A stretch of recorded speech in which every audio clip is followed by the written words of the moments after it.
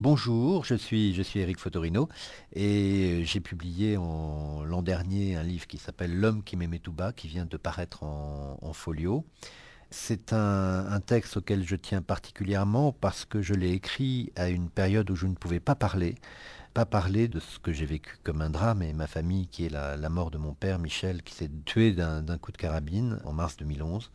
Et c'est un livre qui est tout le contraire d'un livre de plainte ou de chagrin. C'est un livre de vie, un livre solaire. C'était un homme qui venait de Tunisie. On parle beaucoup de la Tunisie en ce moment.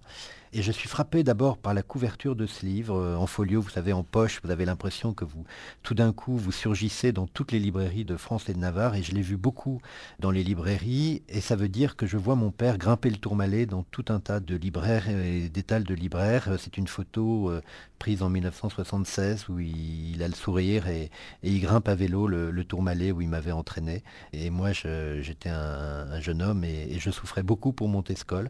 Et voilà, donc c'est un livre de vie, de tout ce qu'il m'a transmis, son nom bien sûr, le sport, la Tunisie, l'endurance, la capacité à se dire que rien n'est jamais perdu et qu'il faut toujours continuer.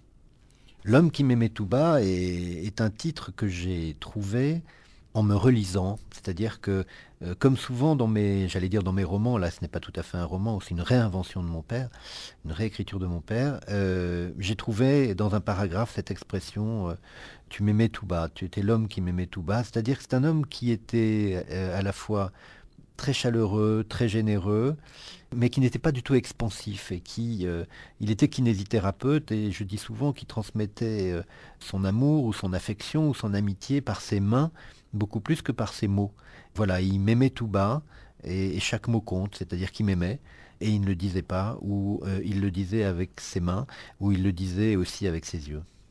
Le poche, on a le sentiment que tout d'un coup, on passe de l'aristocratie à la démocratie, c'est-à-dire que démocratie populaire, c'est-à-dire que le livre en grand format, mais c'est une aristocratie qui lit les livres en grand format, ils ont leur prix, ce sont des nouveautés, donc on ne sait pas ce que veut dire une nouveauté, on a lu quelques critiques ou pas, donc on va un peu dans l'inconnu.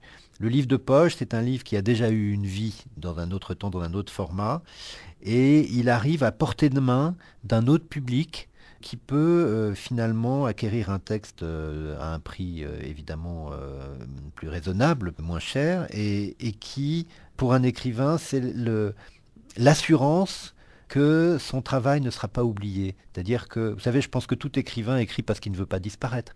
Et le poche, c'est une autre manière de ne pas disparaître.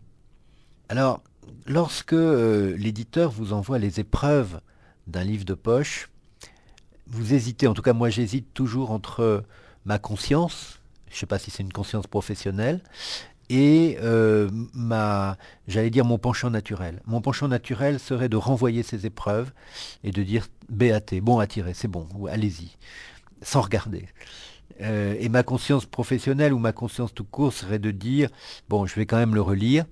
Peut-être trouverai-je une erreur. Quelquefois d'ailleurs, il y a des erreurs que j'ai répertoriées, que je reporte quand même sur le manuscrit. Mais j'allais dire, je lis ces livres c'est du bout des yeux. C'est-à-dire que je rentre jamais vraiment dans le texte. Je le regarde, je le survole, mais ça reste à une certaine distance. C'est-à-dire, je ne replonge pas dans le texte qui a été imprimé. Et je considère que les repentirs ne sont pas nécessaires. Alors je sais que certains écrivains, c'est le contraire. Ils recorrigent énormément leurs textes lorsqu'ils paraissent en poche.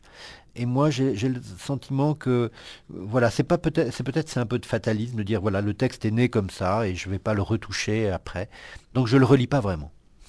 Il arrive que lorsque vous êtes dans le métro ou dans un train ou dans un avion, mais surtout dans le métro ou dans le train, vous vous asseyez et vous voyez que la personne en face de vous lit votre livre. Alors la tentation première serait de dire ah vous savez ce livre c'est moi qui l'ai écrit et puis après vous pouvez imaginer tout un scénario. Oh ben dites donc je me barbe avec votre livre depuis 1 heure, je me disais que j'allais arrêter. Bon alors ça c'est un peu risqué ou autrement. Alors souvent ce sont des femmes qui lisent les livres. C'est vrai que j'ai plus vu de femmes lire mes livres que d'hommes les lire. Je n'ai pas de statistiques. Ensuite, je crois que le plus beau moment, c'est précisément d'être spectateur de cela et surtout de rester spectateur, de ne rien dire, et de regarder, d'essayer de deviner quelles sont les émotions, les sensations que peut éprouver le lecteur pendant qu'il est en train d'écrire vos mots. Autrement dit, vous avez la preuve que l'écriture, c'est d'entrer dans l'intimité des autres sans le leur dire et sans se montrer.